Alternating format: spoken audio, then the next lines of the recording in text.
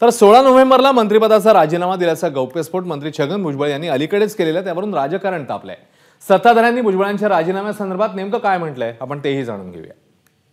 नाही आणि त्यांच्या राजीनाम्याचा कागदही मी बघितला नाही, त्याच्यावर कोणी चर्चाही केली नाही। मला वाटतं की कधी कधी त्यांनी भावनेच्या ओघामध्ये राजीनामा दिला एवढी तुम्हाला माहिती दिली, पण त्याच्यानंतर तुम्ही इतके गंभीर झाले की आता त्या राजीनाम्याच्या पत्राबद्दल ते विसरलेत, पण मात्र तुम्ही एवढे गंभीर होऊन ते आठवणीत ठेवला आहात। मला वाटतं तुम्हीही विसरून जाणं याच्यातच राज्याचं हित आहे। राजीनामा जिवंत असतो का राजीनामा खिशात असतो का राजीनामा दिलेला असतो परंतु न स्वीकारलेला असतो, अशा रुग्णाप्रमाणे राजीनाम्याच्या सुद्धा बऱ्याचशा अवस्था मला दिसत आहेत।